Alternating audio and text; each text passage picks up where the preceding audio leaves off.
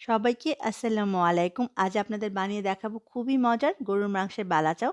একবার বানিয়ে ৩ থেকে ৪ মাসের মতো সংরক্ষণ করা যাবে। কোরবানির ঈদে বেশি করে বালাচাও বানিয়ে আপনার প্রিয়জনের জন্য প্রবাসেও পাঠিয়ে দিতে পারবেন। খুবই মজার গরুর মাংসের বালাচাও। যখন কিছুই খেতে ভালো লাগবে না, তখন সাদা ভাতের সাথে এই খাবারটা অনেক বেশি মজা। কথা না বাড়িয়ে চলুন জেনে নিই মাংসের বালাচাও বানানোর প্রস্তুত প্রণালী। বালাচাও বানানোর জন্য এখানে ৬০০ গ্রাম গরুর মাংস নিয়েছি হাড় চর্বি ছাড়া। খুব ভালো করে ধুয়ে পানিটা ঝরিয়ে নিয়েছি। কোনো ধরনের পানি যাতে না থাকে সেটা খেয়াল রাখতে হবে। তারপর মাংসের টুকরোগুলোকে একেবারে পাতলা, পাতলা করে আমি কেটে নিয়েছি ঠিক এরকম করে। দেখে নিশ্চয়ই বুঝতে পেরেছেন আমি কিভাবে মাংসগুলোকে কেটে নিয়েছি। দিয়ে দিচ্ছি স্বাদ অনুযায়ী লবণ। সুন্দর একটা কালারের জন্য দিয়ে দিব সামান্য একটু হলুদের গুঁড়া। আপনি চাইলে হলুদটা বাদও দিতে পারবেন। এবার সবগুলো উপকরণ একত্রে মাখিয়ে নিব। লবণ দিয়ে মাংসটা মাখানোর পর রেখে দেওয়া যাবে না, তাহলে কিন্তু পানি ছেড়ে দিবে। হলুদ আর লবণটা খুব ভালো করে মাংসের সাথে মাখিয়ে নিয়েছি। চলে যাব চুলায়। চুলায় একটা প্যানে পর্যাপ্ত পরিমাণ তেল দিয়ে দিয়েছি। তেলটা গরম হলে দিয়ে দিব রসুন কুচি। এখানে ১ কাপ পরিমাণ রসুন কুচি দিলাম। এবার রসুনটাকে ভেজে নিব হালকা ব্রাউন কালার হওয়ার আগ পর্যন্ত। চুলার আঁচটা মাঝারি থাকবে, রসুনগুলোকে মচমচা করে ভেজে নিতে হবে।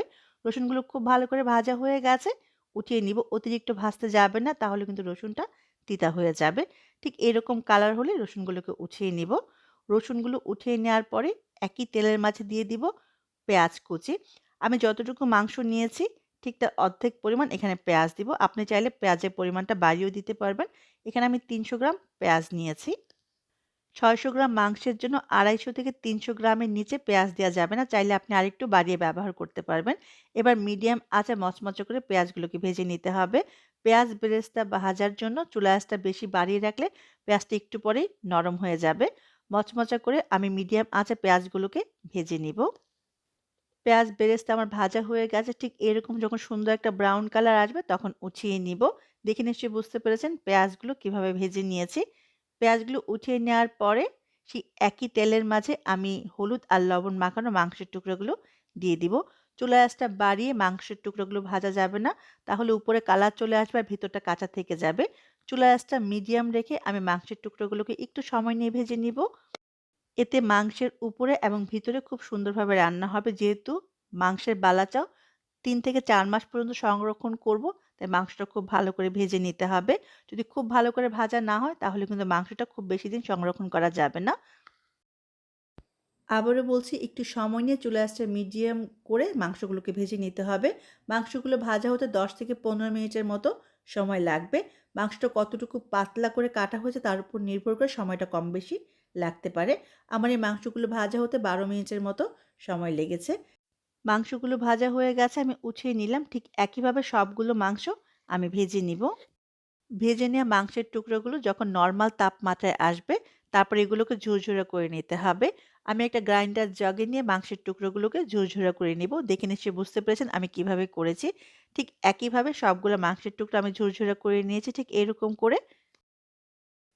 এবার চুলায় একটা হাঁড়ি বসিয়ে দিব। দিয়ে দিব ১ টেবিল চামচ পরিমাণ রেগুলার খাবার তেল। তেলটা গরম হলে দিয়ে দিব ১ টুকরা দারচিনি, ২-৩ টা এলাচ। এবার গরম মসলাটাকে আমি সামান্য একটু ভেজে নিব। গরম মসলা সামান্য একটু ভাজা হলে দিয়ে দিব ১ চা চামচ পরিমাণ আস্ত জিরা। এবার জিরাটাকেও আমি সামান্য একটু ভেজে নিব। জিরাটা সামান্য একটু ভাজা হলে দিয়ে দিব চিলি ফ্লেক্স। এখানে ঝাল কতটুকু খাবেন তার উপর নির্ভর করে আপনি চিলি ফ্লেক্সটা ব্যবহার করবেন। বালাটা একটু ঝাল হলেই খেতে ভালো লাগে।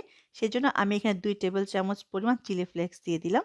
এই পর্যায়ে চুলার আঁচটা কিন্তু কমানো রাখতে হবে। তা না হলে কিন্তু চিলি ফ্লেক্সটা পুড়ে যাবে। কয়েক সেকেন্ডের পরে আমি এখানে মাংসের ঝুরাগুলো দিয়ে দিব। ঝুরা মাংস দিয়ে খুব ভালো করে নেড়ে মিশিয়ে দিতে হবে। এই পর্যায়ে চুলা আঁচটা মাঝারি করে দিব। দিয়ে দিব ১ টেবিল চামচ পরিমাণ লেবুর রস। এই লেবুর রসটা দেওয়ার জন্য মাংসের বালাচাওটা খেতে অনেক বেশি ভালো লাগবে। আবারও খুব ভালো করে নেড়ে মিশিয়ে নিব এবং মিনিট খানেকের মতো আমি একটু ভেজে নিব।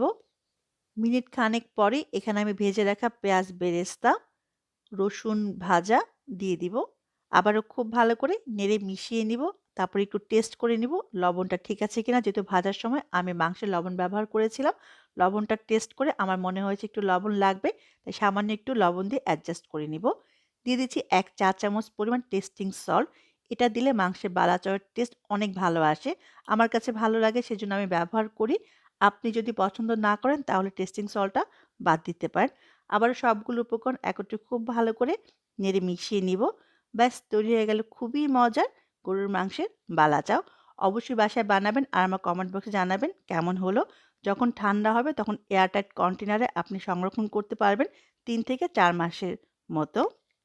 মাংসের বালাচাও এমনি গরম ভাত দিয়ে খেতে অনেক বেশি মজা। আবার আপনি চাইলে কাঁচা পেঁয়াজ, মরিচ দিয়ে ভর্তার মতো মাখিয়েও খেতে পারবেন সাদা ভাতের সাথে। বালাচাও আপনি বেশি করে কোরবানির ঈদে বানিয়ে আপনার প্রিয়জনের জন্য প্রবাসেও পাঠিয়ে দিতে পারবেন। সবাই অনেক ভালো থাকবেন, আমার জন্য দোয়া করবেন। আবারও দেখা হবে ততক্ষণ পর্যন্ত। আল্লাহ হাফিজ।